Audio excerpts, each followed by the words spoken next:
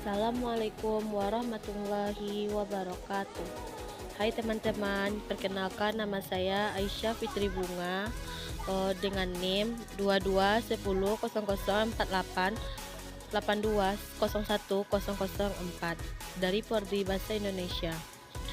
Baiklah, video ini saya buat untuk memenuhi tugas sejarah sastra Indonesia. Jangan lupa like dan subscribe ya teman-teman, karena like dan subscribe teman-teman sangat membantu saya. Masa pertumbuhan sastra Indonesia 1933 sampai 1945, Punjaga Baru. Sejarah munculnya periode Angkatan Punjaga Baru. Angkatan Punjaga Baru munculnya sebagai reaksi atas banyaknya sensor yang dilakukan oleh Balai Pustaka terhadap karya tulis sastrawan pada masa tersebut, terutama terhadap karya sastra yang menyangkut rasa nasionalisme dan kesadaran kebangsaannya. Sastra Punjaga Baru adalah sastra intelektual, nasionalistik, dan elitis menjadi bapak sastra modern Indonesia. Angkatan Punjaga Baru 1930 sampai 1942 dilatar belakangi terjadinya sejarah Sumpah Pemuda. Melihat latar belakang sejarah pada masa Angkatan Punjaga Baru, tanpa Angkatan Punjaga Baru ingin menyampaikan semangat persatuan dan kesatuan Indonesia dalam satu bahasa, yaitu bahasa Indonesia. Punjaga Baru pada mulanya hanyalah nama sebuah majalah bahasa dan sastra yang mulai terbit pada bulan Juli 1933. Maka terbentuk perkumpulan sastrawan muda yang menanamkan dirinya Punjaga Baru. Punjaga Baru merupakan perjuangan untuk memajukan kesatuan baru Indonesia sebagai kader budaya bangsa Indonesia yang sangat dengan jiwa baru bangsa Indonesia. Karakteristik periode Angkatan Punjaga Baru. Punjaga Baru merupakan tempat berkumpulnya sejumlah pengarang yang memiliki keanekaragaman suku, bangsa, agama, kepercayaan yang tersebut di seluruh Indonesia. Mereka mempunyai cita-cita yang sama, yaitu membentuk kebudayaan baru, kebudayaan Indonesia. Ciri-ciri karya sastra periode Angkatan Punjaga Baru meliputi dua aspek, yaitu ciri struktur estetik dan ciri ekstra estetik. Ciri-ciri struktur estetik: yang pertama, bentuk teratur, rapi, simetris. Dua, mempunyai persejakan akhir. Tiga, banyak menggunakan pola sajak pantun dan syair meskipun ada pola yang lain. Empat, sebagai besar puisi empat seuntai. Lima, tiap-tiap barisan terdiri atas dua periodus dan terdiri atas sebuah gatra. Kesatuan sintaktis. 6. Setiap gantranya pada umumnya terdiri atas dua kata. 7. Pilihan katanya menggunakan kata-kata punjaga. 8. Gaya ekspresinya beraliran romantik. 9. Gaya sajak Punjaga Baru diafan atau polus, tidak menggunakan kata-kata kiasan yang bergambar ganda, kata-katanya cerebral, hubungan kalimat-kalimatnya jelas. B. Ciri-ciri struktur ekstra estetik. 1. Masalah bersangkut paut dengan kehidupan masyarakat kota, seperti masalah percintaan, masalah individu manusia, dan sebagainya. 2. Ide nasionalisme dan cita-cita kebangsaan banyak mengisi sajak-sajak Punjaga Baru. 3. Ide keagamaan menonjol.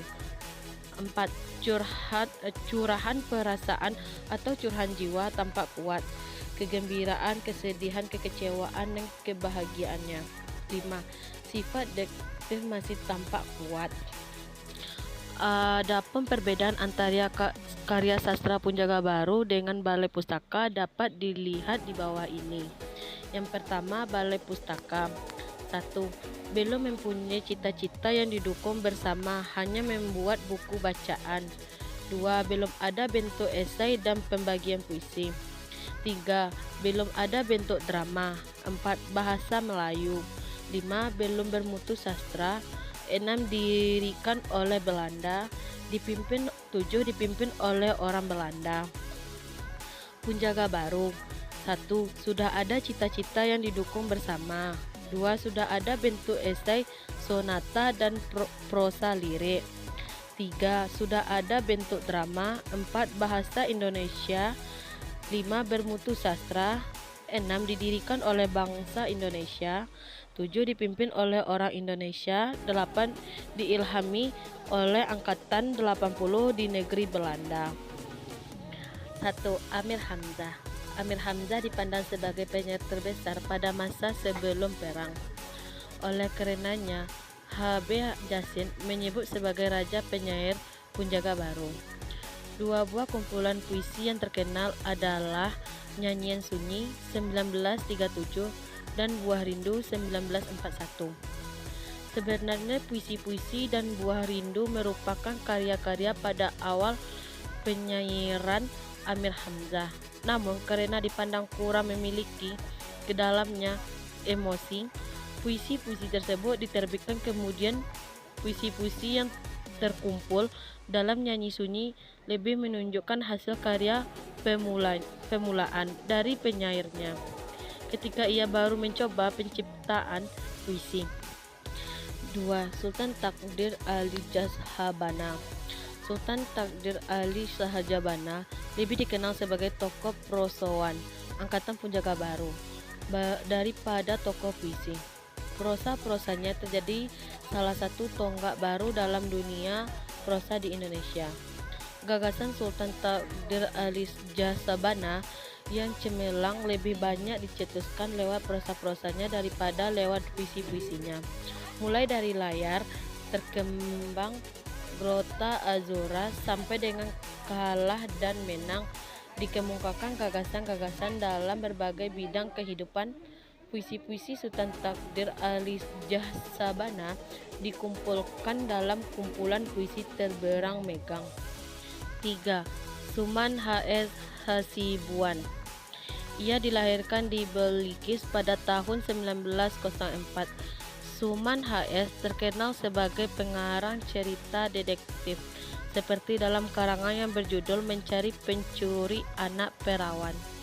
Ia juga menulis beberapa puisi yang dimuat dalam majalah Panji Pustaka dan majalah Punjaga Baru. 4. Asmara Hadi. Nama sebenarnya Abdul Hadi. Nama samarannya Asmara Hadi. H.R. Hadi Ratna, Idin, dan I.P.A. Ia banyak menulis puisi dalam beberapa majalah, tetapi belum ada yang dikumpulkan sendiri. Karangannya yang terkenal adalah Di Belakang Kawan Duri. 5. Arjen Pane. Arjen Pane lahir di Muara Sipongi, terpenuhi 18 Agustus 1908.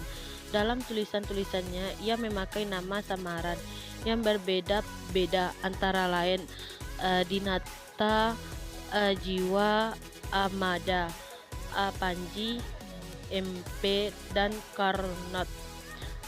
Karangannya meliputi berbagai macam bentuk novel, drama, puisi, cerpen, esai, dan juga karangan tentang pengetahuan tata bahasa.